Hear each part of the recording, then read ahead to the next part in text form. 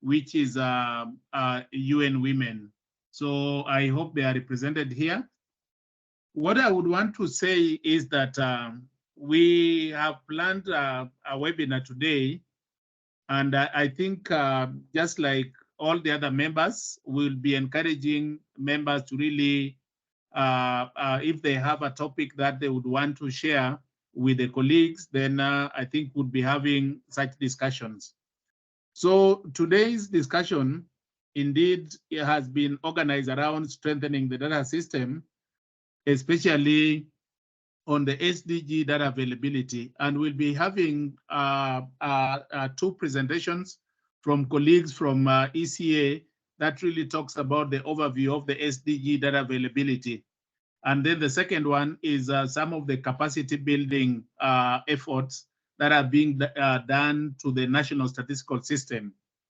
So to lead us in that, we have structured the agenda in such a way that one of the co-conveners, that is Oliver, will deliver opening remarks. Then we'll have two presentations, one by Angela and then the other one by Liender. And then we'll have an open discussion on what is coming out of there. And then after the discussion, we'll have closing remarks from the third convener, that is UN Women. But I think it would be good just to lay the foundation that recently African Union Commission, ECA, and UNFPA, we did a review of what we are calling the Addis Ababa Declaration on Population and Development, which has about 6 pillars. And one of the pillars is on data and statistics. And it found out that out of all these pillars, the 6 pillars, the pillar on data and statistics is actually one of the weakest, and therefore we really have to redouble our effort in line with strengthening the data for evidence. So without further ado, let me call on Oliver to share some opening remarks, and then after that, we'll get into the deeper discussion.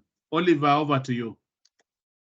Thank you, moderator. Thank you so much. Would I say good morning? I hope it's all good morning to everyone, but just in case others this afternoon or very early in the morning, may I just say distinguished participants, ladies and gentlemen, and particularly I want to recognize colleagues from the OIBC who are here.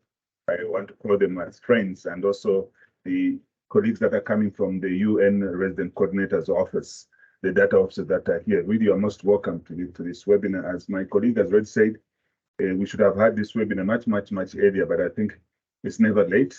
We have the opportunity now to do this, and I think it's very timely, given some of the issues that Fred has already said, and also that we are now coming to the end of the year. So first of all, let me thank you really for taking time to join this very important webinar on strengthening SDG data availability in Africa, investing in the national statistical system. So I welcome you all that are part of this webinar. As you have already heard, but just in case, my name is Oliver Chinganya. I am the Director of the Africa Center for Statistics, the UN Economic Commission for Africa, co-convener of this OIBC with the colleagues from UNFPA and UN Women. I want to recognize colleagues, in particular, those that are coming from the Development Cooperation Office, DCO, that are present here, and I hope they're really here because this is a big part of the work that they do. So we welcome you, colleagues that are part of us this morning. So once again, I'm pleased to welcome you to this webinar, which is to revive, really, and reinforce our online meetings in line with our key flagships initiatives. These include the quality data ecosystem provided through a harmonized SDG data gateway, development of a strategy for the One UN National Statistical Capacity Development Program, and promoting the culture of data use. Those are the key areas of focus within the OIBC one. So, colleagues, we all understand, I think, the importance of modernizing and transforming the data ecosystem of the national statistical system in Africa. Such an undertaking calls for an active involvement of all stakeholders in this decade of action, with only 7 years remaining before the 2030 is attained. So at the regional level, we as members of OIBC, I think we all know that we have a duty to contribute and possibly influence the data ecosystem on the continent, starting with the national statistical system itself. which informs the core of our core flagship that I've just highlighted. I do not need really to preach, because I think you have already converted people in terms of the power of data for unlocking sustainable development opportunities. However, it is obvious now that at the midpoint of the Agenda 2030, that our collective and full involvement to influencing and changing the data and statistics narrative for Africa is in a genuinely sustainable manner is critical and necessary than ever before. And therefore, more than ever before, the importance of our existing mechanism, including a UN Resident Coordinator's Office, our UN country teams, must be leveraged in this great effort that we are all believing in. Now, this is the time, I think, if one looks at it, this is the time really when you can say, for us as UN, if we're to showcase the delivering of a one UN approach in tackling the data of issues by targeting, advancing, and strengthening Africa's capability to positive outcomes in the landscape. So basically, what I'm trying to say, I think this is an opportunity for all of us as UN to really show this approach we're talking about delivering as one UN to member countries. There is no doubt that there's only through a genuine collective and committed collaboration in such endeavor that we realize regional goals of effective impacting the lives of African people. Furthermore, monitoring and reporting for the Agenda 2030, the world we want, and Agenda 2030, the Africa we want for action and the acceleration of progress towards sustainable development in Africa will be enhanced. It is equally important that within the vast experience and expertise, the members of the OIBC, alongside the UN Resident Coordinator's Office and UNCTs, are seen to be collective to achieve the targeted national, sub-regional, regional, and global agendas, including SDGs and Agenda 2063. And this is very critical, colleagues, that we sort of work together and tap on the vast experience that exists in all the three pyramids, if you want to put it that way. We should not also, view this as another task. If we look at OIBC to, oh, this is going to be an additional work, then we're going to miss the ball, because then we'll not be able to attend what we need to do. This is where ourselves as OIBC1 can have a visible footprint in contributing to the modernization and tangible transformation of the lives of Africans. So fully using the power of data and unlocking the data in dividends for the SDGs as one of the high impact initiatives for acceleration of progress anticipates driving a change by demonstrating improvement through raising the percentage of available data, in this case for SDGs in countries, to 90% by 2027. That's the idea. Now, we think that this is an opportunity to harness the power of data by transitioning from passion about data to action by change, which are important for the change that is desired through our own blueprint of transformation of global and regional agendas, both the 2030 and Agenda 2063 respectively. So colleagues, I believe that this invitation that we are here and a call from OIBC1 in particular, I would like to call OIBC1, the resident coordinators, colleagues, UNCTs to meaningfully engage in today's discussion in the preparation for the next years ahead of the 2030 agenda. The agenda before us today is an important one. I've already heard from the moderator. Although the time really available is very limited, but I think we should make the use of it to make sure that we make the best we can to move this agenda going forward. So as I conclude, I want to reiterate that OIBC1 has the opportunity to change the data ecosystem and contribute to better policy making through a credible data. We are in the right place, I believe. I think we're at the right time that we can make this change. And therefore, let us really seize the moment, or the opportunity, if you like, to exchange ideas towards scaling up of good practices in data and statistics for transformation and modernization of Africa for better lives across all sectors as our goal.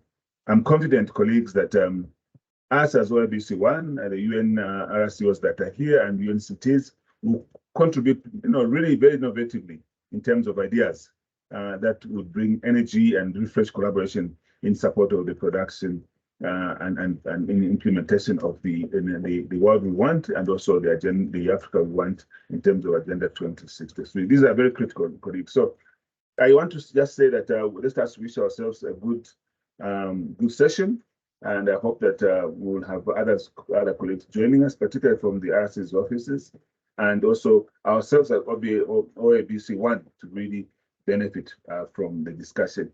Moderator, as I conclude, I've asked colleagues that work on VNRs in ECA that at the end of the two presentations, perhaps one of them could talk about a little bit more about VNRs, because the linkage between SDGs and the national voluntary reviews, or even the local voluntary reviews, is very critical.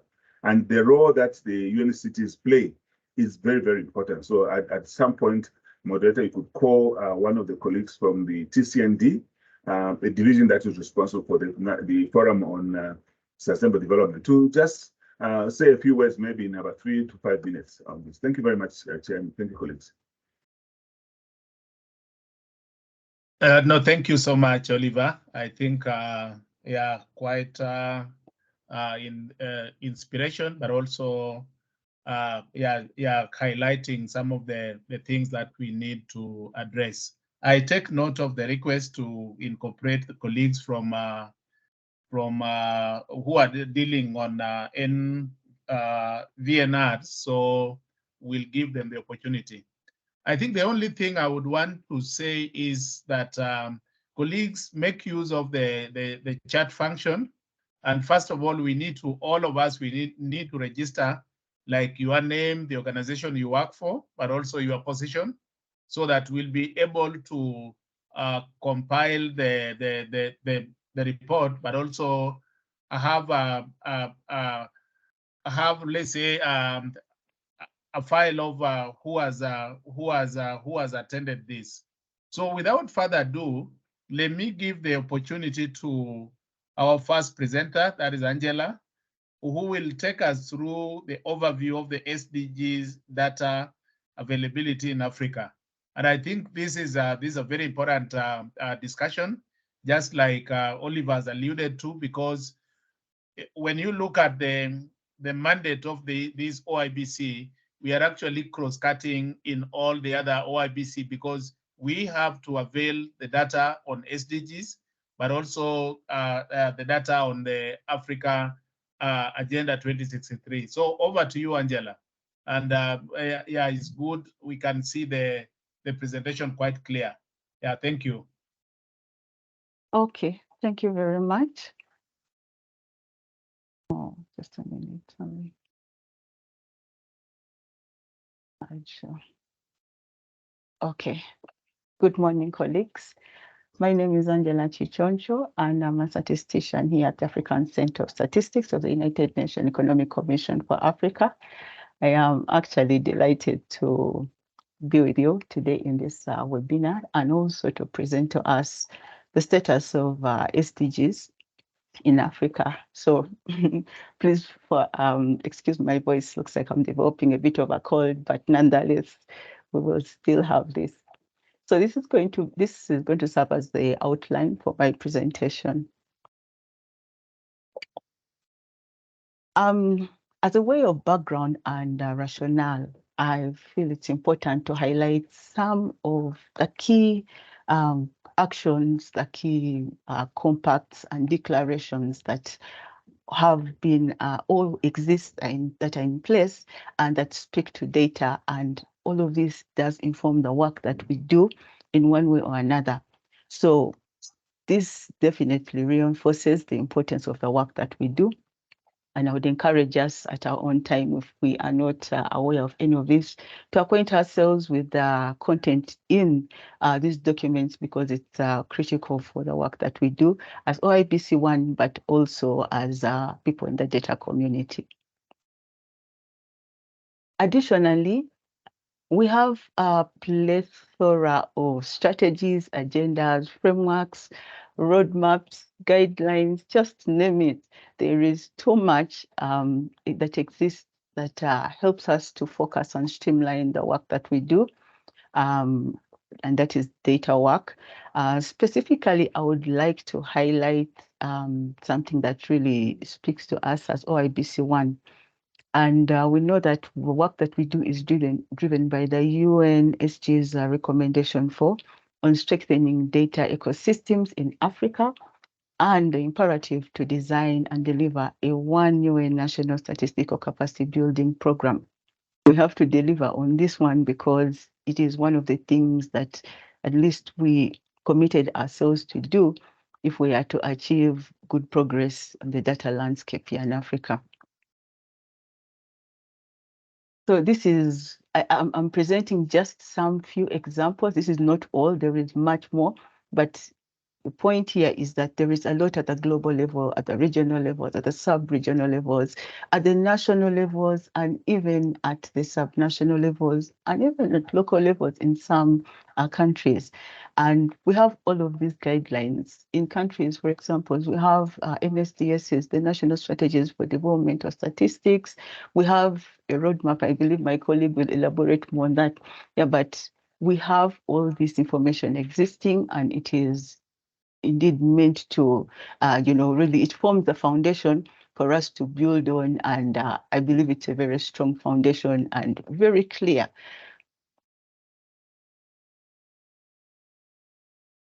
More recently, and this is during the SDG summit, or at least the events leading up to it, the SG, this is the UN's SG, called for urgent action to reap the data dividend.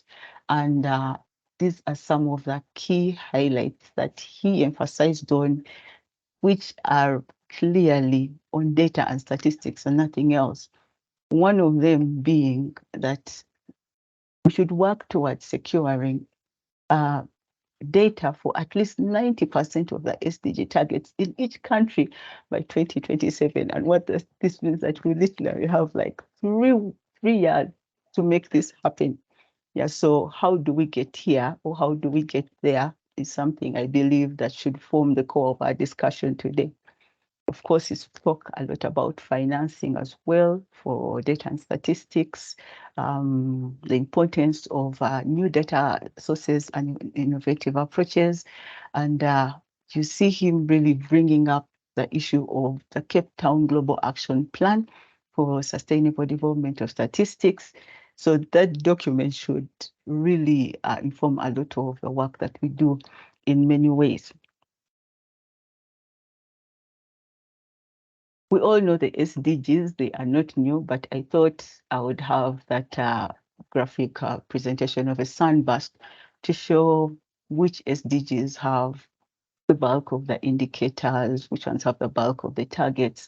You can see that is SDG 3, followed by 16 in that order.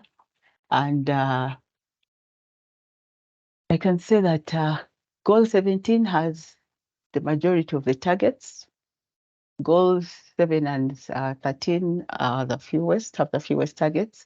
But in terms of indicators, goal 3 has 28 and goal 7 has 6 indicators. Now, this is when we're talking about the unique 231 indicators, but we know that the global indicators are about 248, and this is because they are repeating or duplicating for some of the indicators. For example, there is indicator 7.B.1, which is also appears for goal 12 as indicator 12.8.1 and several others, actually about 13 of those. So at a glance, this is what I would like to highlight as the data availability situation in Africa. 94 of the indicators that we have data on, or when we speak in terms of data in Africa, we're saying that we have 50 or more countries that have at least one data point across all the goals, and that makes for 94 indicators, right?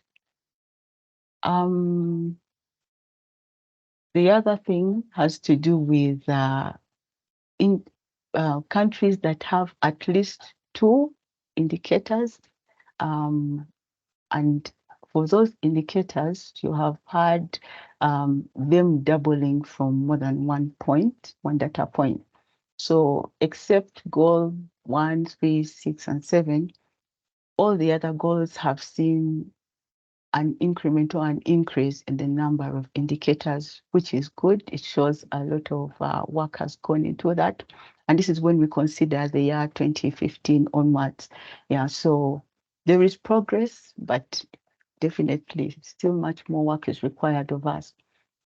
For instance, I can tell you that there are 18 indicators of the 231 indicators that were supposed to be used to monitor the SDG framework, which happens to be the blueprint of the world. They do not have a single data point when you consider from the year 2015, and this is for Africa. So how can we talk about high impact initiatives when we do not have the data that is going to inform these initiatives? Of course, this should be food for thought for us. And then also, I thought it important to highlight countries that do not have data points or data records for more than 100 of the indicators. That is over half of the indicators. I think these are some of the countries that we should think about in terms of where we'd want to focus and support, if at all we are really to achieve the 90% of indicators by 2027 as per the SDGs call. I've taken the liberty to highlight the indicators for which we have more than 50% of the countries do not have any data by goal. And this is it. It is actually across all the goals. So we can see that if we hope to make any change, it actually has to be across the board. We're not going to say that we're going to focus on only one single goal, because as we know, these goals in the SDG are all interlinked. There are synergies and trade-offs, and they have to be looked at holistically. This is at country level still, and I'm highlighting the number of indicators by the number of data points available by country. This is all the 54 countries that we have for Africa. And you can see the countries that are struggling the most are Eritrea, Libya, Guinea. All these ones, you can see they do not have a single data point for this number of indicators, which is, I believe, in my opinion, worrying or concerning. Yeah, so I believe this should also inform our discussion today. More on data points, and if we look at the pre-SDG, at the period pre-SDG, that is from 2000 when we had MDGs. Yeah, what we see when we consider countries that had, let's say, one data point, at least one data point versus 3 data points, whatever the case, you can see for each country, if you consider the 1, yes, they seem there is a lot of data, but when you say, okay, let's see if you have at least 3 data points, there's about a 26% drop in the number of indicators that will have 3 data points. And why am I highlighting this? I think we'll see this later when we present aspects of progress for Africa so far. I'm also presenting the same for when we reduce the time span to the time or the base when we started the SDGs 2015. And what we are seeing is that still there are these drops, and without more than 2 indicators, there are certain things that would be very difficult for us to do in terms of assessments and in terms of analysis, extrapolations and the like. The principle of leaving no one behind. As we speak in Africa, overall, we're saying that about 85% of the SDG indicators across the goals are not disaggregated by any type of disaggregation. And that means be it sex, age, location, and all the other categories that are recommended. And this should be concerning, because if our target is to reach those that are farthest behind, then we need to know who they are in terms of what are their profiles, and also we need to be able to locate them. And this also now brings in the aspects of the geospatial information data, which is very critical and speaks to a lot of the SDGs that we have. SDGs along the lines of urbanization, and just name several others, climate action. All these can be informed by geospatial information. And also, I believe this should also be woven into the spirit of our discussion today, because in the case of Africa, it is very critical. So I also highlighted some of the indicators that have by any type of disaggregation that have a disaggregation for at least a third of the countries. And you see, this is all, I mean, out of all the 300 and, sorry, out of all the 231, this is all that we can say that you have at least 33% of the countries saying they have data disaggregated for them.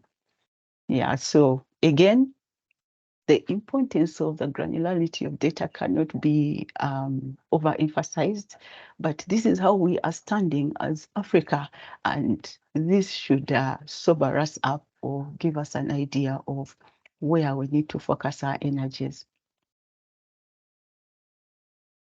Talking about the high impact initiatives, I've chosen to just highlight a single one. I know there are 12.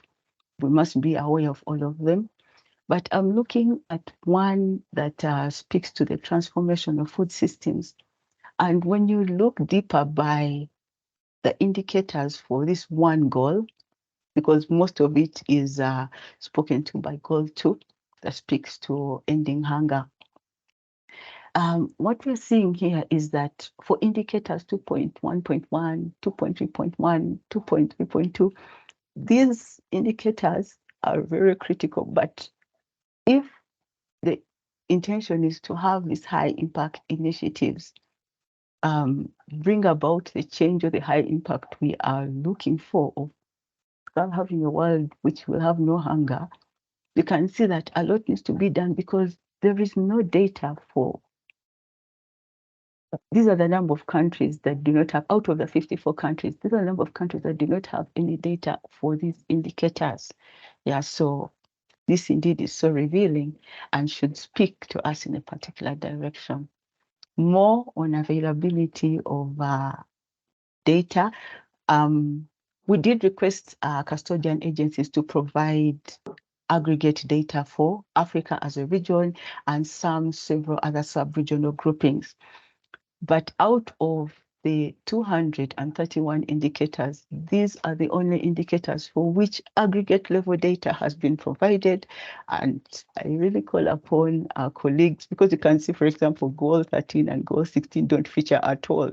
And yet these are very critical and cross-cutting goals that really form the base and the foundation for a lot of these other goals to thrive.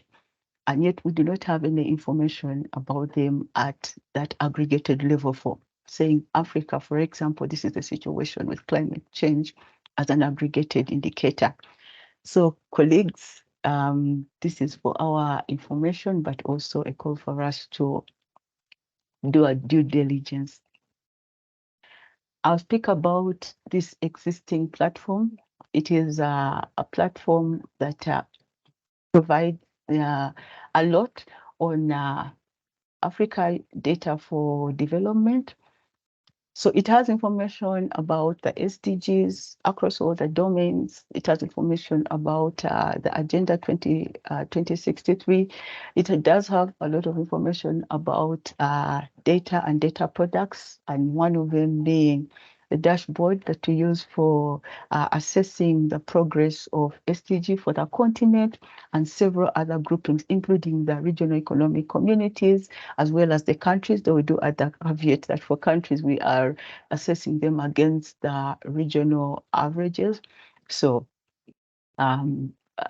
one has to bear that in mind as they look at that.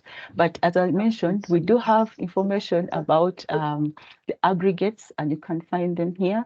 So when this presentation is shared, you'll be able to explore invite you actually to explore this website for details and understanding what is in it and how it speaks to the work that you do.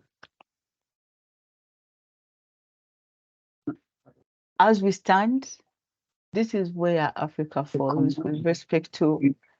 Kindly mute your mic if you have your microphone open, please. Thank you. This is where Africa stands.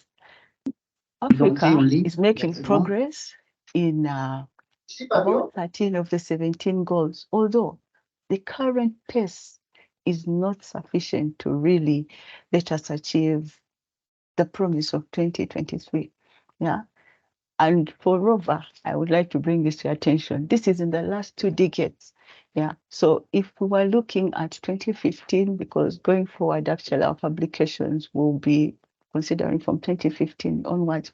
But if in the last 2 decades, we're having challenges across all the goals, and even for some, as you can see, goal 7, goal 8, goal 11, goal 13, we are now having a whole reverse to backward trend.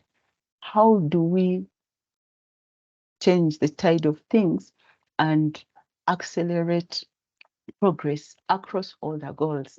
I believe, of course, this is where we have the high impact initiatives, but for the case of Africa, this really does or should sober us up.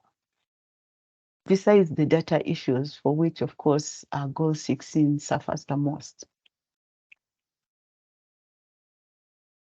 At the target level, this is how it looks like.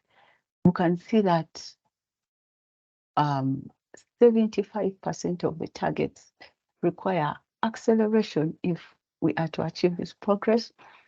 Other than that, the rest are regressing. So during the summit, SDG summit, it was indicated that world over, the average of 15% of the targets is what is on track. But in the case of Africa, it's only 3%. So this is where you see averages having issues, but that notwithstanding, for Africa, we are saying that only 4 targets are on track over the last 2 decades.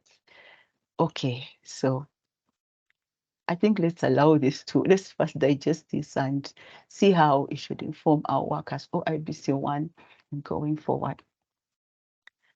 The challenges in obtaining data, I know they are generic, but besides that, I think if we purposed as OIBC1 to actually live why we exist, we'll be able to make much more impact.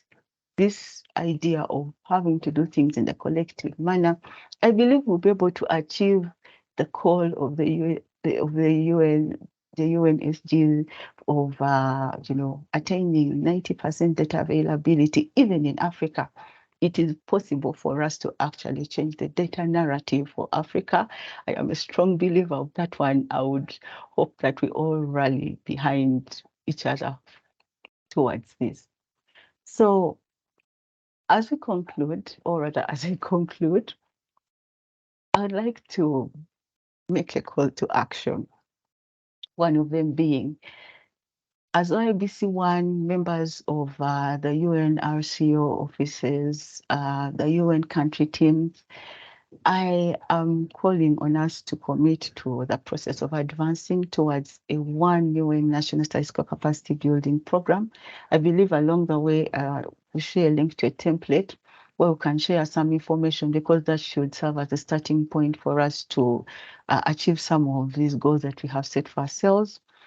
I also would like to call upon us to re-embrace our gateway for standardized and harmonized high quality data in Africa for RICS and other sub-regional groupings and countries as well, by sharing our region specific data for dissemination on this platform. We need to have it populated with all the information, because we agreed that it should serve as the one port of call for all data on Africa. So let us make that a reality.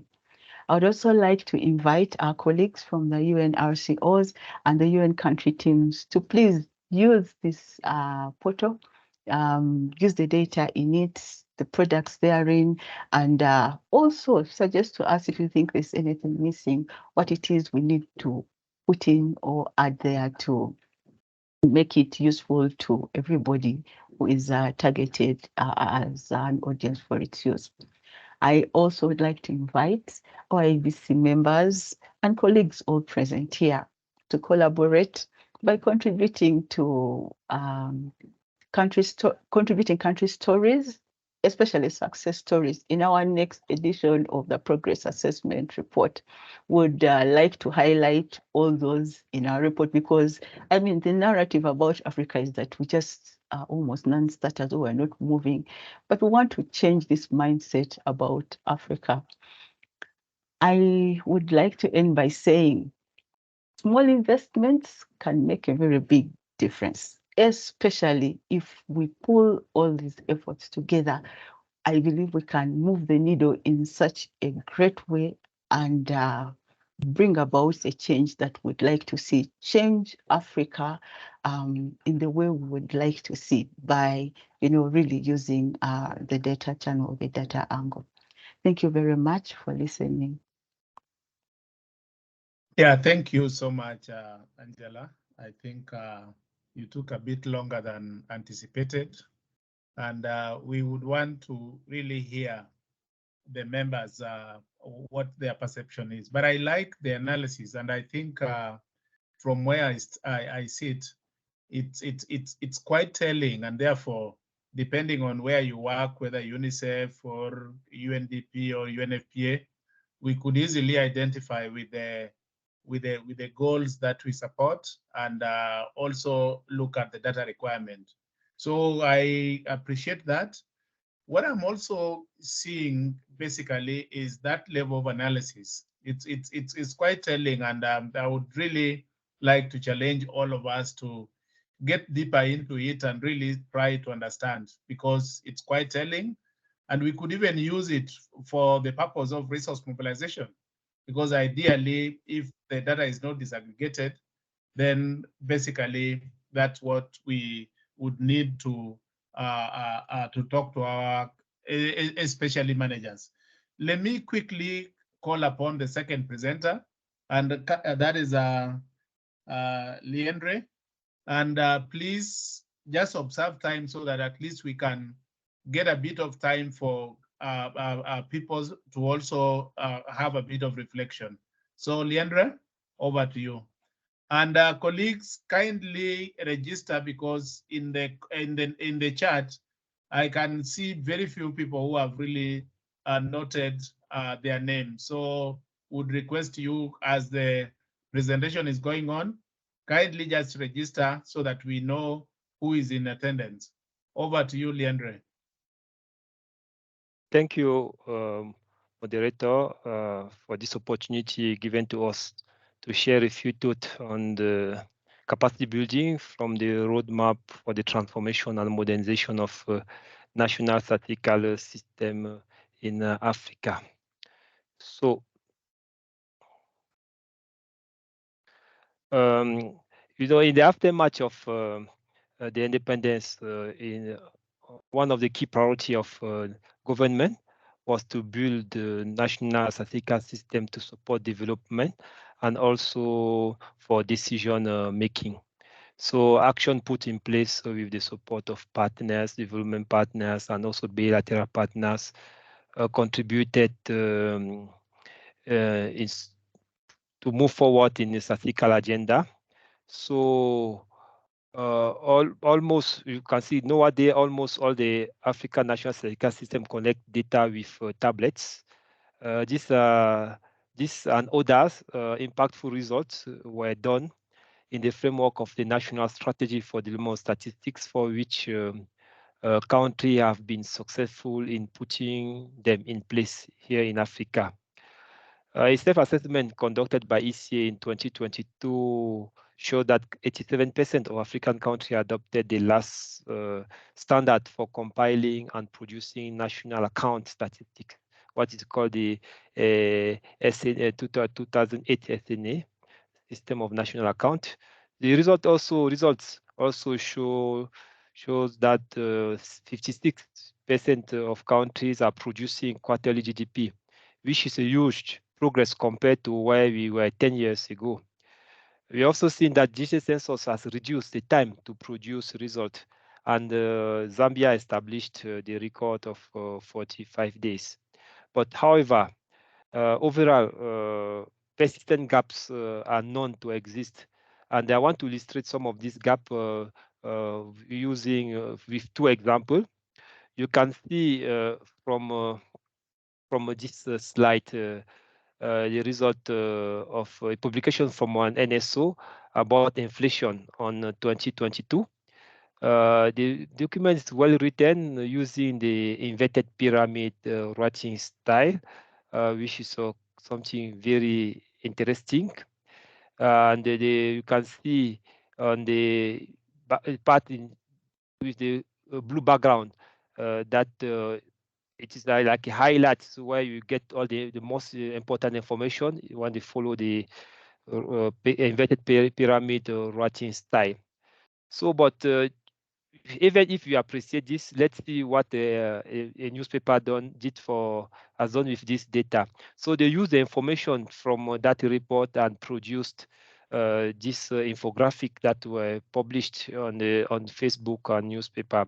And I'm sure that if I ask you a question, which one attracts you, you see that it's the infographic, and also on the infographic you have all the information that are written in that document. So, and you know, as we are now in the economy of attention, so it's important also that national statistical system respond to it and provide data in a format that meet user needs. So the question is why does the NSO why NSO did not add this layer of dissemination, for instance, using new media to transform document data in terms of infographic.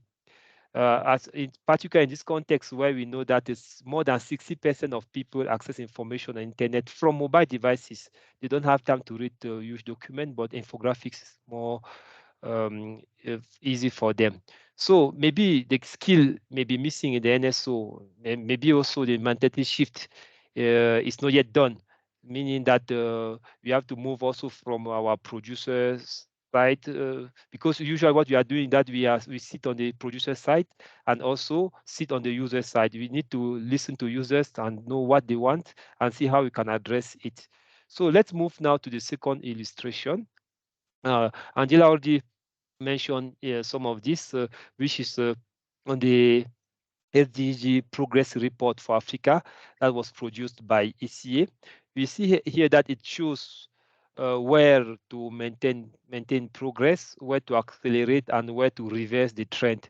And to produce this graph, we needed data from all African countries. However, we face data gap issues are indicated on the slide.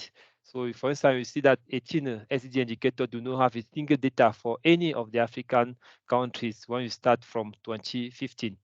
And also that 27% of SDG indicators have data older than 3 years. But what I want to draw attention here is in terms of what we call the strength in terms of sufficient data availability at the target level. You can see that here it was very weak for 9 goals out of 70. So another question we can ask is why are these gaps persistent? In fact, many African countries are stuck in a vicious cycle of low interest and demand for official statistics for evidence-based decision making. Some also are at risk of falling into such a cycle if they do not adapt their national statistical system to the modern data ecosystem through transformation and modernization. So as you can see on the graph, a social cycle, the vicious cycle, result in weak statistical institutions that have poor governance structure, inadequate staff level, infrastructure and tools, limited human capacity in terms of data producer and also users, insufficient funding, lack of coordination and collaboration, particularly with the modern data ecosystem. And we can see that this challenge in turn result in low quality of data, low the quality of data, which then reinforce again the initial lack of interest and demand, particularly at the policy level. That's why the roadmap Angela mentioned in the presentation that was developed by ECA with the support of key stakeholders set out strategy and action which requires to set out a strategy and action required to either break the vicious cycle or maintain a virtuous cycle. It also highlights the advantages of engaging with a broad coalition of data stakeholders across the society, and in doing so. And the establishment of virtuous cycle leads to users' satisfaction, user at the national and international level, and which also will result in supporting for an investment in official statistics. So the roadmap stresses two main drivers for that transformational modernization, where all our actions should be channels. First, we have the first one is putting user first, meaning that giving the national statistical system should give priority to users. So, as you know, the priority of the priority or the primary goal of any organization in a national statistical system should be to meet the need of users of official statistics as efficiently as possible, which means that the unrestricted user engagement, user dialogue is key to effective and successfully transform for a successful transformation and modernization. So we know that with the advent of digital technology, current data services provided by official statistician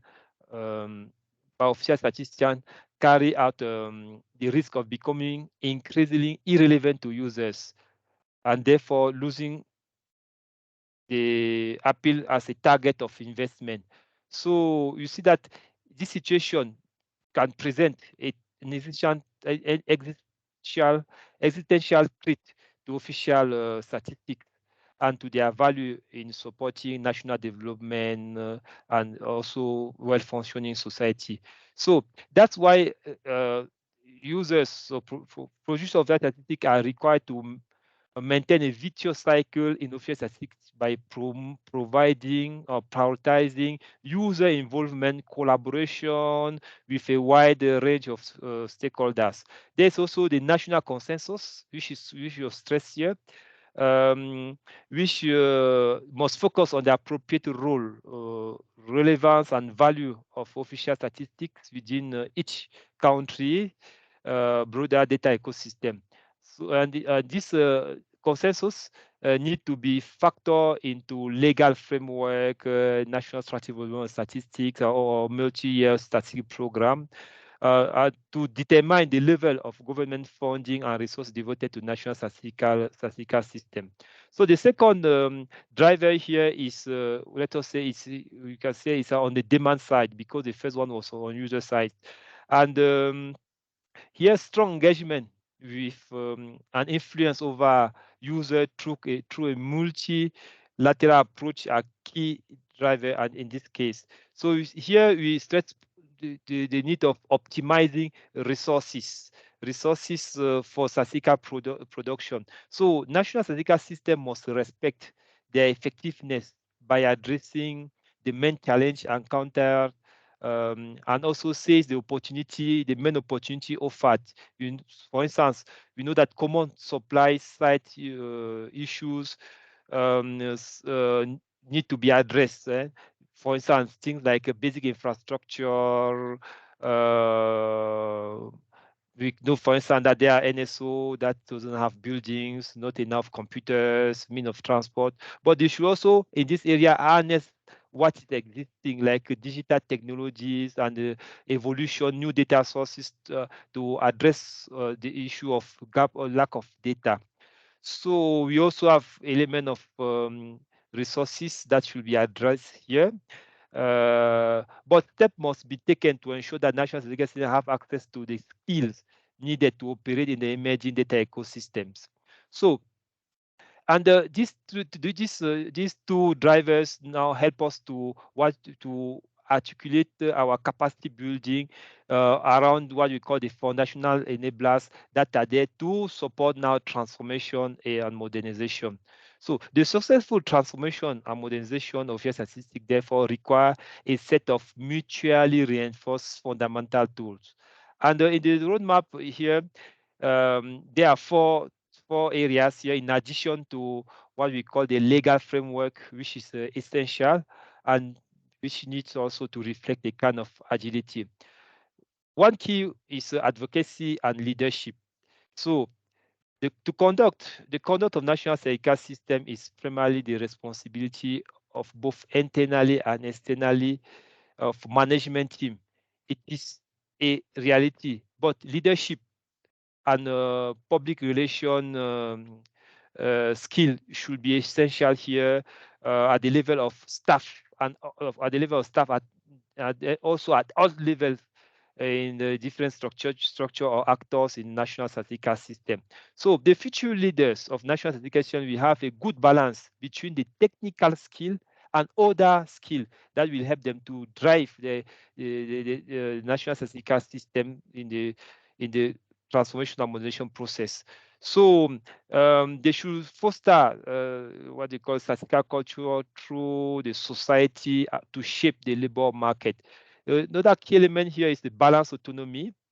We know that scientific and operational dependence must be reconciled with institutional arrangement that result in effective collaboration with government, parliament, and donors. And we need to ensure that the NSOs and other NSS actors have enough resources to operate. So the other enabler is the national statistical system in itself. So a well-established national statistical system can drive effective transformation modernization to respond to the data gap that were on the line before. And but coordination mechanisms and common approach are also essential to its functioning, notably for sharing data and expertise. We need here kind of adequate coordination, dialogue to enhance interaction. And finally, financial resource. So we say in French, the nerf de la guerre. So that's where issues are. So national statistical system must above all contribute to the implementation of the national priority and demonstrate also efficiency in the use of resources. So in the roadmap, we suggest the roadmap suggests to take steps in building and maintain a national consensus on statistics and to foster efficiency here, which means, and in other words, that official statistics should be integrated into a national financial planning and policy monitoring. So this for national enabler now, where we articulate what we call the capacity building. So what capacity building to support this transformation and modernization in Africa? First of all, we have to say that the capacity building and training should be better adapted to the varying maturity level of national statistical system, particularly to follow the principle of the roadmap, which is leave no NSS, no national statistical system behind. Because we know that our country, national statistical system are at different level of in their statistical development, different maturity level, and we cannot apply the same thing in different countries. We have to develop something that correspond to the maturity level. So the capacity building should also be outwardly focused, which means that it should bring in expertise from beyond the traditional field in official statistics, particularly to support the development of a mutual community. You have some skills like communication skills, leadership, project management, and so on and so forth. So capacity building also should be focused on long-term and sustainable outcome, particularly in national context, with program increasingly managed through sub-regional and national training centers, mean that they should play also an important role here in terms of projecting, understanding the need, future need, and then support now development of capacity in terms of fundamental training, continuous training to equip our national security system with appropriate skill need. So capacity building should also be strategic in that they should explicitly support the transformation and modernization process and not focus only on technical capacity development and this timely capacity here in this area. It should be in a part of the process of the transformation and modernization. And also, developer of capacity building activity must be mindful. That's something well stressed in the roadmap, that it should be mindful that capacity support on a short basic has limited impact. So we need to develop capacity on a long, medium and long term to have concrete impact. And lastly here, strong coordination in the national statistical system is very important, but also coordination amongst partners that are supporting the countries. And we here, this is what Angela was Angela mentioned before, that we should also play coordinate our own actions to support countries, our different countries. So now, what are the concrete activities that comes from Walmart in relation to, or let's say, areas that goes in this direction of capacity building? We have summarized it here in 4 main areas where you call human capital. Here is that capacity development should focus on a non-traditional skill, as you mentioned, statistical leadership, political engagement, innovation approach and communication, project change and management, business engineering. There are also areas, one important area is also here is access to skill needed to operate in emerging data ecosystem, as we are now not only limiting ourselves to national statistical system, we have other players. So now we are going to the national data ecosystem, and we need skill to operate in this emerging data ecosystem, and knowing that we have limited resources. We also have here human capital strategy development in a digital area, the role that the training institution could play here, learning process, statistical literacy among the society, coordination national statistical system. So, on the governance, we also have here element that are on the legal framework that we should adapt. The capacity should help to adapt a generic legal framework for statistics to national context, and also the African Charter of Statistics, engagement with stakeholders, statistical literacy as mentioned before, and so on and so forth. There's also a part of technology, use of technology in improving the efficiency of the production and dissemination of statistics. You see, for instance, what I show about the dissemination of results. Another key element also here is how to support countries to mobilize sustainable financial resources for supporting statistics. So at this year, we have been already working in some of these areas like leaders, which includes leadership skills to equip our national statistical system with skill that will help them drive transformational modernization. We have been working on the concrete elements, areas like administrative data and their modernization, so that those data could help producing more frequent and regular statistics at competitive cost. I mentioned in the beginning the digital census, where we are involved in supporting countries, also integration of geospatial and statistics. One thing that's also very important is user engagement, to understand user needs and try to address them to the extent possible using based on international standards. this strengthens trust and confidence in the production of statistics. You also in the area of data science, capacity building, and also currently developing strategic roadmap that will help countries now to monitor to make strategic choices in terms of priority for their transformation modernization, and also help them monitor their progress on this journey. So we are going to stop here. I want to thank you for listening. Over to you, Chair. No, thank you so much, Leandra. Actually, you've brought in quite a bit of silent futures and some of the priorities that we need to pay attention to. So quite robust. I would want to really open up the discussion, especially to hear from the many colleagues from the Resident Coordinator's Office, but also from other UN agencies, because I think this is really the most important aspect, because from where we sit, I think that is ECA, the UNFPA, but it would also be interesting to know some of these how some of these strategies have really worked in other continents, because ideally, when you look at data literacy, I think is lowest in Africa, but even within Africa, countries are at different levels, because within Africa we have the high income countries, we have the low income countries, we have the humanitarian or countries undergoing humanitarian situation.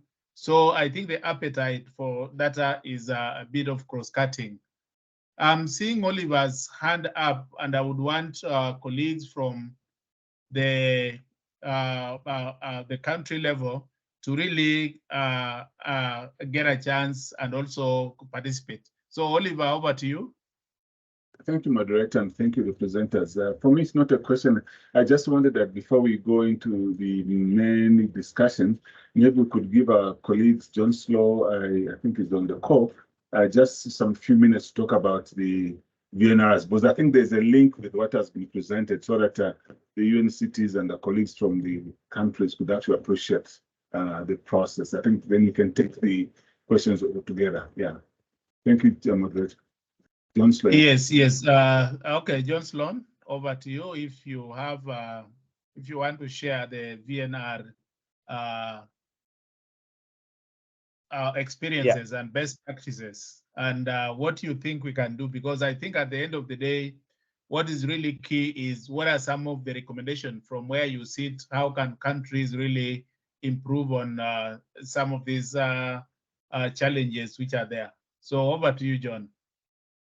Thank you, Chair and Oliver, and good afternoon, colleagues. I'll be quite brief. I just wanted to first come in indeed with some of the context of the voluntary national reviews, the VNRs, for those who aren't familiar. When member states agreed to the 2030 agenda, they also agreed to, on a regular basis, conduct reviews, not only of progress towards the SDGs, but policies, frameworks, actions that have been taken to promote progress towards the SDGs. And these became the VNRs. So as of now, all but one member state in the African region has undertaken at least one VNR. Some have undertaken 2, 3, even 4. And by next year, actually, all countries will have undertaken a VNR. So we'll have 100% coverage. The process is usually about 9 months long. These reviews are presented at the high-level political forum in July of every year. And countries sort of start the process around September, when they announce they'll do a VNR, and they start the planning and the data collection and the data analysis. So the VNRs can help countries undertake a lot of things. One is to take stock of where they are towards the SDGs, but to also link the SDGs, Agenda 2063, and the National Development Plan. So just for a few examples, from last year, we had 7 VNRs in the region. Zambia, as one example, a first step was to undertake a data gap analysis. And then based on this, ECA worked together with the RCO, the UN country team, and others to support the government to undertake a rapid integrated assessment of of how the National Development Plan and the SDGs can be linked together. And I think the most important outcome of the VNR process is to then build a roadmap forward, for how plans can be implemented at national, local levels to promote progress towards the SDGs. So we saw in other presentations at the HLPF this year, for example, Comoros noted that the VNR process really helped the government to recognize some priority areas for action. This is a common theme that comes up, that the review process, helps to take stock and to identify what needs to be done. And there are countless other examples of that. In the chat, I'll share some of our reports from both the HLPF and the regional Africa Regional Forum for Sustainable Development, where we hear from the member states about how the VNR process can help them. Another element that the VNR process does is it brings together national and, importantly, local processes to reinforce one another. And this is quite relevant for data purposes. Over the last few years, we've seen some countries undertake national reviews and local reviews at the same time. So one example was the Gambia, which undertook a VNR and 4 VLRs, voluntary local reviews, so that the stakeholder consultations, the data collected, and so forth at the local level can actually feed up and make sure that the national review is representative and accurate. We've also seen this in Uganda, which has placed a big emphasis on the local reviews. ECA was involved in supporting the first 5 local reviews in the region, one of which was in Uganda, and Uganda has since, really promoted localization, local reviews. There was a workshop earlier this year, and these will then inform the next national review, which will be undertaken for next year. So in these VNR processes, we always hear that data and statistics really are amongst it. There are always 2 top challenges listed. One is data and statistics, and one is financing. But in our VNR support, we hear about very innovative solutions, at least on the data front. Even going back to COVID, Sierra Leone was one of the pioneers globally in how they overcame, challenges of COVID and reduced mobility to still collect and analyze data nationally. We heard from Eritrea 2 years ago that they really capitalized on existing data to make the most of what already existed, to sort of limit, how much new resources need to be put into a new data gathering exercise when some already exist that can be taken advantage of. And indeed, we hear a lot about that, about using existing surveys, questionnaires, and how these can feed into the VNR. So at ECA, we work very harmoniously across the UN system to support these processes. And we come in sort of with our comparative advantages. So globally, DESA provides guidance for all member states and leading up to the HLPF. ECA comes in at the regional level, whether on technical expertise, to make these global guidances relevant for the region, for their VNR process, to bring in our other tools. We have a lot of VLR guidelines that are specific for the region, our integrated policy and reporting toolkit, and other of our region-specific work. And I think our main entry point is at a convening level, at the Regional Forum for Sustainable Development, which I had mentioned. It comes at the halfway point in the VNR process. So this is where countries come and they share what their challenges have been, largely in data collection analysis. And then, as they share, then countries can say, oh, well, this quite helped us with our VNR this year. And we do really see peer learning, in a very tangible form.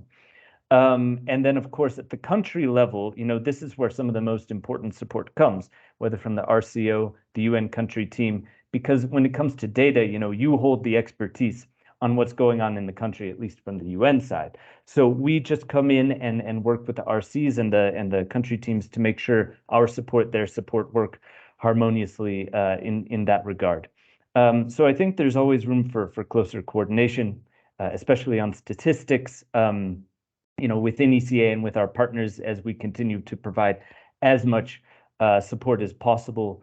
But this is just sort of a snapshot of the VNR process, how it links with your discussions today, and I'm happy to provide any other information. Thanks so much.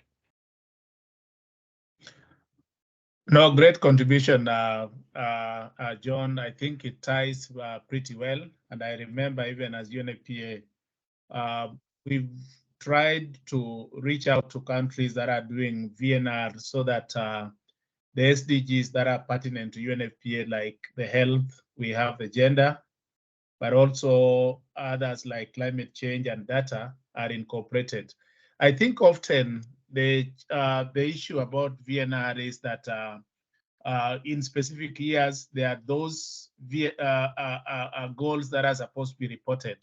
And then that does not mean that if a country would want to also do the review on additional goals, then that should stop them. But I would, I think this is quite important, because I think the biggest challenge is really getting quality, timely, but also disaggregated data that is owned by the country in terms of reporting. Because also the other challenge in most countries is that countries or government don't want the international data or data that is generated by either UN, the World Bank, and others to be used for reporting purposes, and they are quite sensitive. So I don't know whether the team that is working on the ground, how you go about this, because when it comes to comparability, then also some of the internationally generated information is actually more comparable than what the countries are producing. But these are really some of the issues that are pertinent on the ground. Do we have any comment from the team? I think we started a bit 15 minutes late, so we can give ourselves like additional time, 15 or 10 minutes more, so that we can get more discussion or just reaction from the people who have joined in.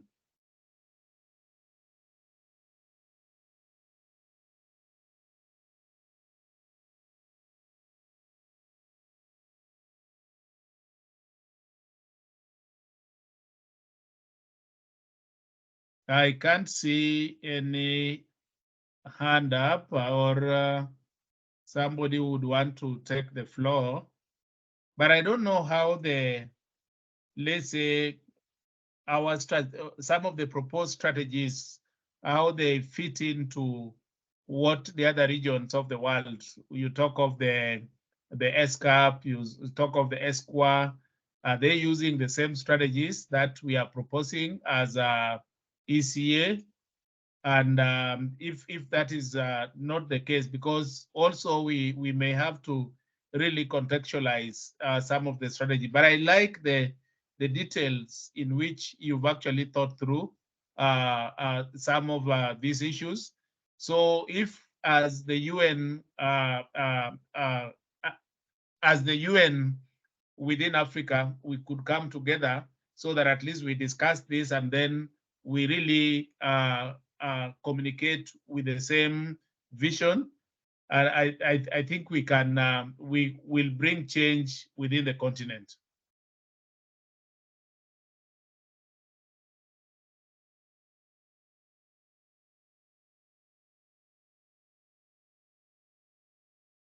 Hello, Pamela and Leander. Looks like your presentation was spot on.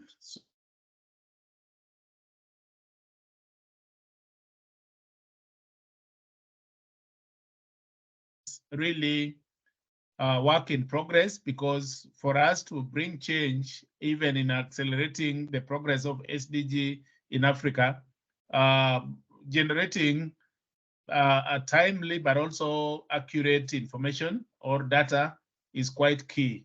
And also as the UN, when we work in the country offices, really coming up with a common country assessments document are quite important, so that at least all the planning of the UN could be done.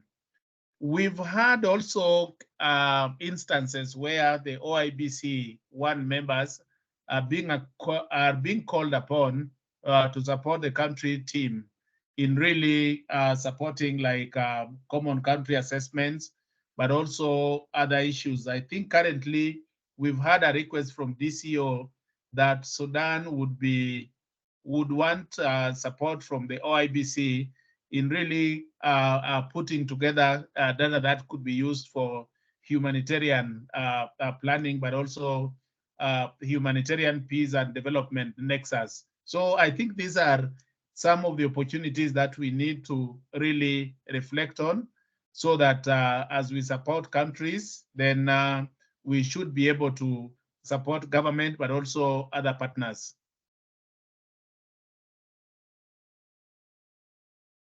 So any last thoughts, Angela, and then I'll come to Leander. Yeah. But I'm seeing Andre. Andre, your hand is up, so over to you. Thank you very much, moderators. I wish to ask or to just put a way we shall continue the discussion on the dialogue on that. We know that the SDGs, they are both statistical but also geospatial, because as we always say, everything that's happened somewhere, and maybe in counting we need also to locate where the numbers and the figures are. Do we think, both presenters, that we also need to take into consideration the assessment of the availability of geospatial data set for the SDGs? How can we take into consideration this special aspect of the data in our progress assessment? Thank you, and over to you. No, that's good. I think, Angela, you'd want to take that as part of this aggregation, because the power of geospatial is quite important, but also promoting literacy, the statistical literacy. But over to you, Angela. I think that relates to the presentation that you did. Yeah.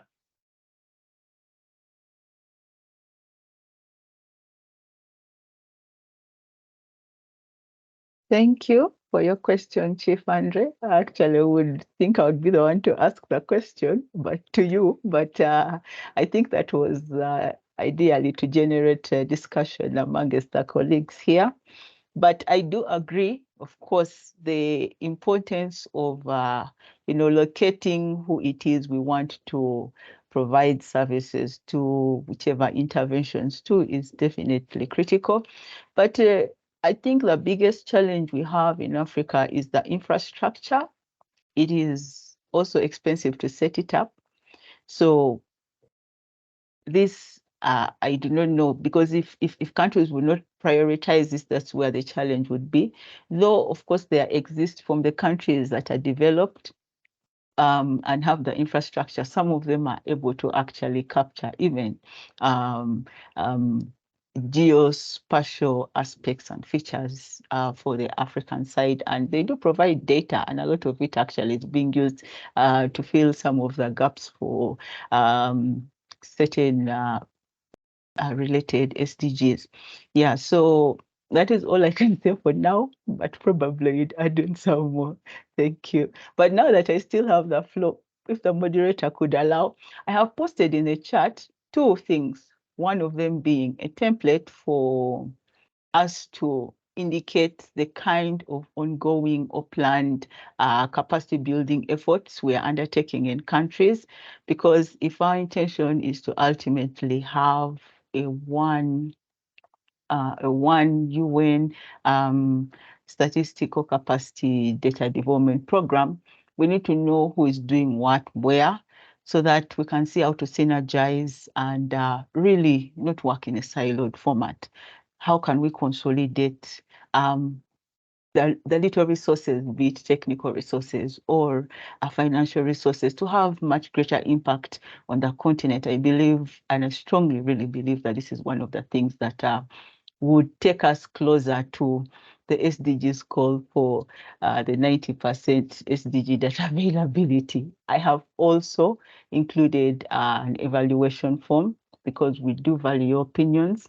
We would want to have these conversations frequently, but let us understand what are the areas of interest, so that we are more focused on what concerns us and how to really, share what are the challenges and share who is doing well in that area and how can we work together across to really bring positive impact on the continent. Thank you.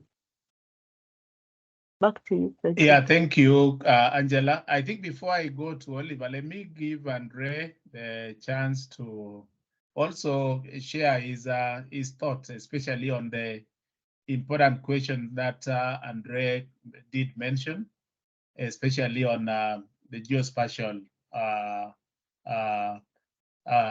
data set. So, Leandre? Thank you, Chair. Yes, I think the question Andre raised is quite very important. The question you ask is very important, particularly if you want to have proper information, adequate information for policy making and for decision. We need to connect the data we collect to the geospatial aspect. I think one of the key issues here is access to data. There are several data that exist. We know that, for instance, for the SDGs, there are several indicators where we really need geospatial information to compile them. But those data are not with actors in the National Statistical System, particularly the NSO. But some of those data exist somewhere. And that's why here in the roadmap we underline the importance of collaboration and coordination. So some of data, for instance, are in national mapping agencies, but in some countries, we found that in some countries, they don't collaborate properly with the NSO. Here, they have to strengthen that collaboration to express their need. The other issue here is that there are skills that are missing in the NSO. And then you see, we are underlining the roadmap that is important to have the skill to navigate in the digital area. So we need some capacity building, but we need also to see how we can harness what is already available somewhere else and use it if it follows the principle of shared statistics. So you see here that you have the issue of collaboration, skills, coordination, access to data, where we believe that it can proper coordination is going to be useful. That's why we call upon actors, not only the traditional actors we have in national statistics, but any actors that is relevant in the data ecosystem should be part of the conversation. So that's why the NSO should not only work in the area for coordination, but also go a step forward, which is called now data stewardship. So to work with those new actors. So this is what I can add here, Chair. Thank you. No, great. I think that is important. Oliver, you wanted to come in. Yes, yes, Chair. Yes, Chair. But first of all, I think my colleagues have responded to the geospatial question, but just to maybe impress on what my colleague said, John, very excellent work that we're doing. I think this synergy and the work that they are doing really is very useful, and I think we must find a way of getting even the Africa Center for Statistics to participate in some of those pieces of work, John, that you are doing. But my appeal is the following. One is that with the demand now for geospatial data, this integration between GIS and statistical data, and also now with that the realization that we need to find a way of informing countries to overlay data on maps and promote the use of GIS data. I think the Africa Regional Forum for Statistical Development, I think we need some entry point where we can make a presentation. Maybe we could even run a session on this. I mean, we know that we always have a statistical session at the forum, but now maybe we need to emphasize a little bit about SDGs and geospatial. I think it would be important, John, if you could consider that the team here, Angela and Leandro, maybe they could participate in the next forum to talk about GIS part and also the SDGs. That's one. The second part that I would like to ask is the point that Angela brought up. This is the appeal to map up the activities across the country by OABC teams. And I think this is important. We've asked this information before, And I think, colleagues, if really we're going to be operating as one UN, we need to know what we are doing, where, and by who. So again, really through the office of the DCO, I don't know if our colleagues from DCO are here, perhaps through your office, if you could reach out to, first of all, the UN cities, and also to the part of those OIBCs that are also in countries, to share that information so that we can actually put it as a part of the resource. It's not just for us here, but it's for everyone, and everyone that is part of the OIBC and beyond the OIBC one, who want to know what the UN is doing in every country. And it will also be useful for the RCP if we can provide that information in terms of mapping the activities by agency. It minimizes the duplication. It minimizes the burden that we put on the countries to reporting on the same things by having one platform where all this information is actually put. We already have that platform. What is required is just populate the information that is required. Thank you, Chair. Yeah, thank you. Thank you so much, Oliver. I think that really summarizes it well. But I think on my side, the whole issue of geospatial, we needed it even yesterday, not even today, because ideally, for us to make impact in terms of data for evidence, we need all this as of yesterday. And basically, what we could do, Andre, is let's have more or less like a series of these webinars. And if we could even work towards really increasing the appetite of data users within the UN, and have maybe a topic on how to harness the geospatial aspect of the SDG, I think that would come quite handy. Because if we are talking about the leaving no one behind, I think there's no better principle than really using the power of geospatial. And I remember earlier in the year, I think mid-year, when we were looking at the whole issue of harnessing the georeferenced data that was collected from censuses, and member countries were trained on the hotspot analysis, and the uptake was pretty high. So it is something that is important.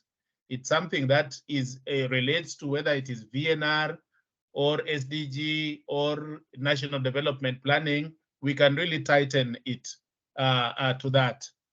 I think the other issue is what Angela did mention about really having a stock taking over what all the UN agencies are doing in the continent.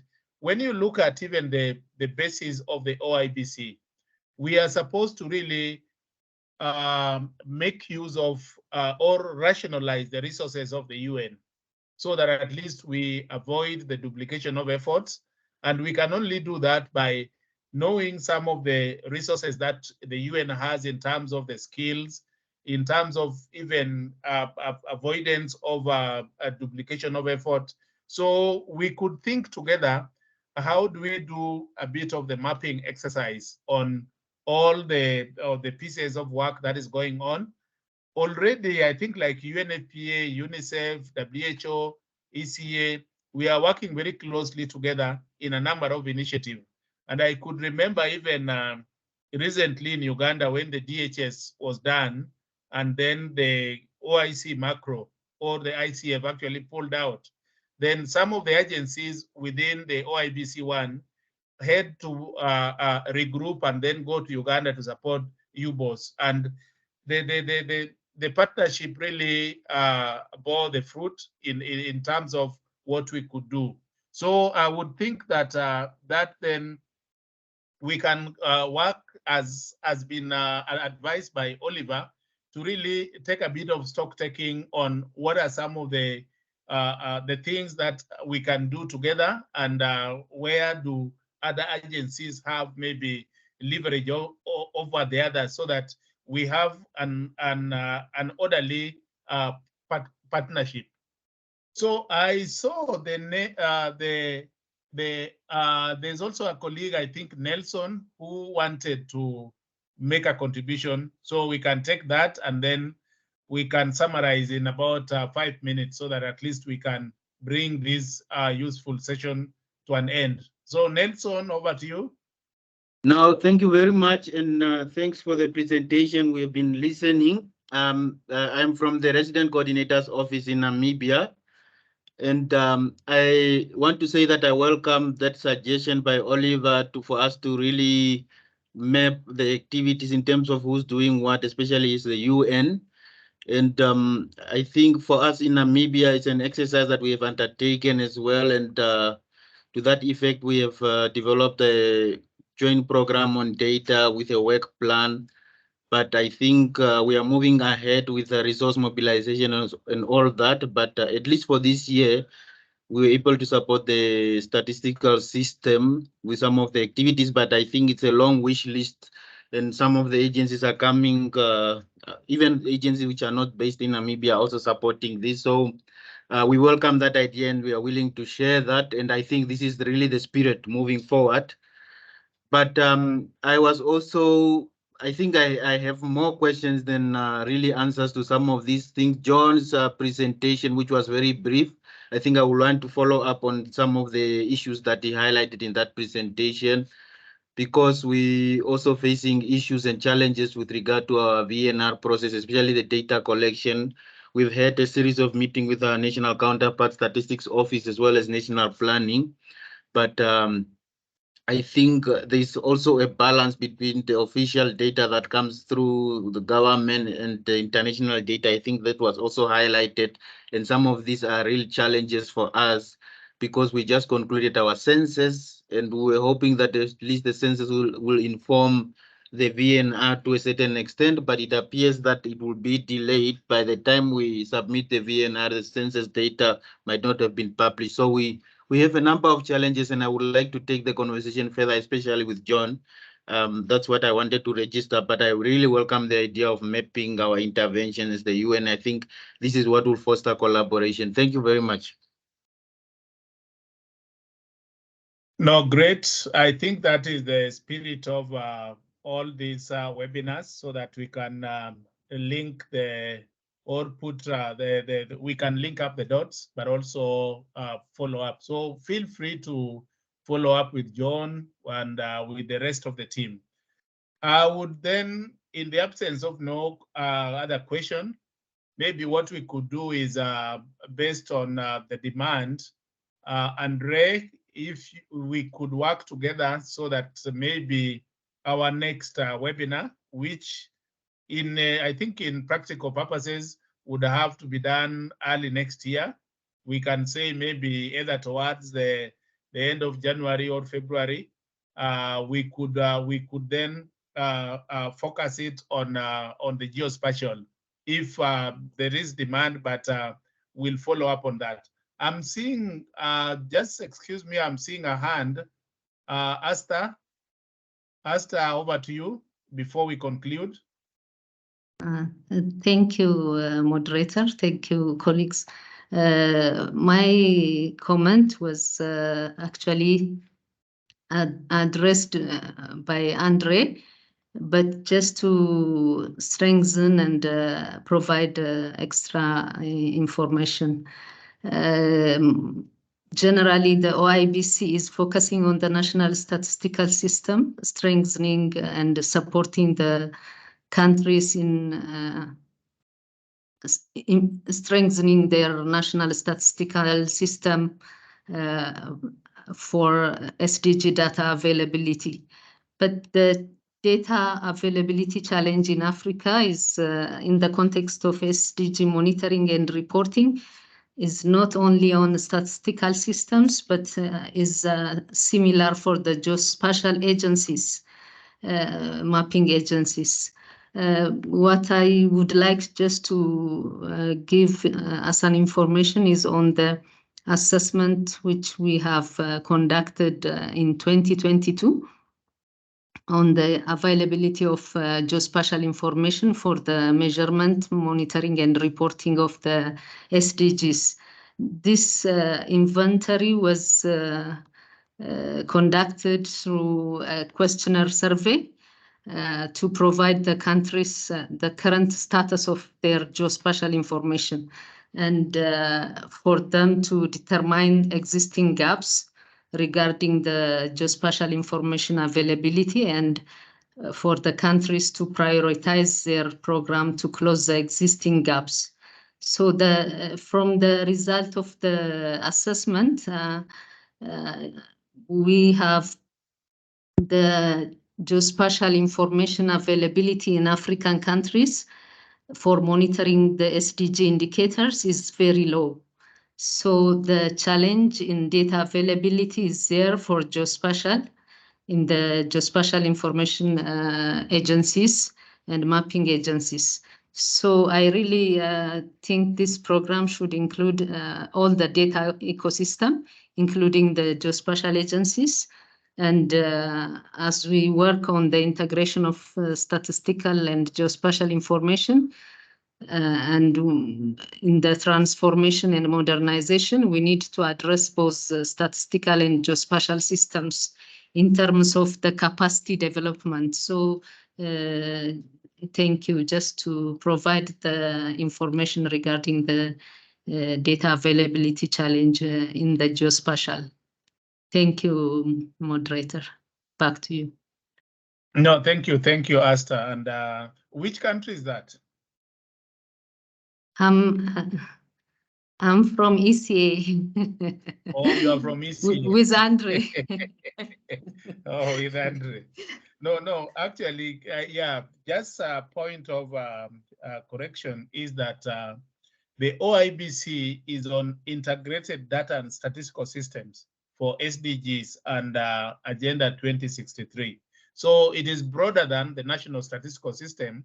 But in today's webinar, we started with the National Statistical System because it is the National Statistical System that coordinates all the other systems like routine, the georeference. So we are going to expand that, and therefore the mandate of the OIBC actually spans beyond the National Statistical System. So we just started with this, and I think as we go forward, we are going to even address issues to do with the big data, the geospatial, and even all the other issues that relates to that.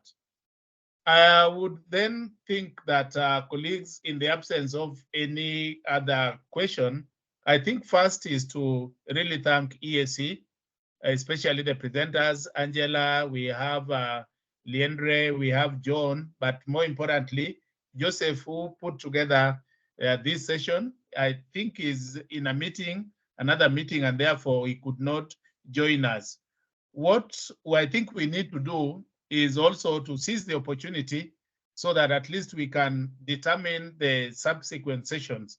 And Oliver, I was just thinking that we may have to really have this as a routine so that every two months next year, we could have a webinar on the varied topics, and therefore we'll reach out to our colleagues in the other UN agencies so that at least we can have a timetable for that. Because in that way, we should be in a position to discuss amongst ourselves, and then later on we could even expand it to other partners like the NSOs. But I think much more importantly, the UNCTs, especially on monitoring and evaluation. So I don't know whether we have a colleague from UN Women to give the closing remarks, as had been put in the agenda.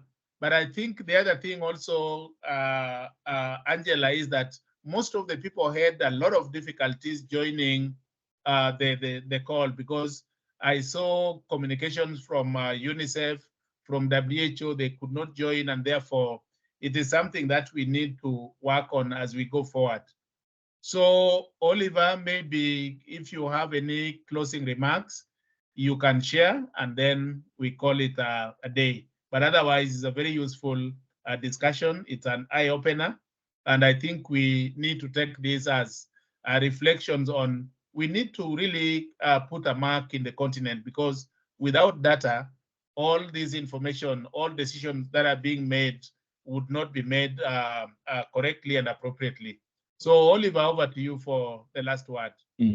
No, thank you, moderator. And also just to join you to congratulate our colleagues, the presenters, and also the person that put it up together. This is really the right thing to do. And I think, as you rightly said, moderator, we should reach out to other OIC members to also give their presentation, because I'm sure there are a lot of beautiful pieces of work that are going across in different sectors, and I think we're having to bring them here for discussion, to provide views, but also to allow a situation where we can begin to tap that information and put it into the, in the hub as a resource would be very, very useful. So I do agree that maybe we need to consider a webinar, whether it's every 2 months or every quarter, every 3 months for next year. I think that would be the way to go. And I think we should agree that perhaps the first presentation should be around GIS, geospatial data. I think it will be very useful. And also, if John Sloan and colleagues in TCN, if they can also consider my request, I think would be a good starting point.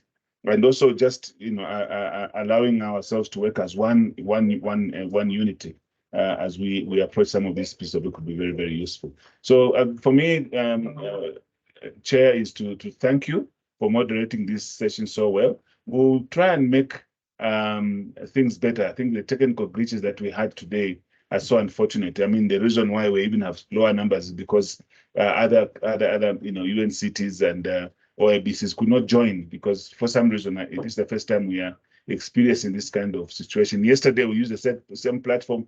We had nearly 200 people that joined yesterday. So it's surprising that today people were struggling. So thank you so much, colleagues. We're looking forward to working with you on this and many other areas. And please, the conversation should go beyond just what we've had today, but maybe you write an email to myself, to Freddie, the presenters themselves, and see how you can contribute in the next planned session. Thank you very much and have a great day. Okay, thank you, and all the best. We look forward to more engagement. Yeah, over, and have a good day.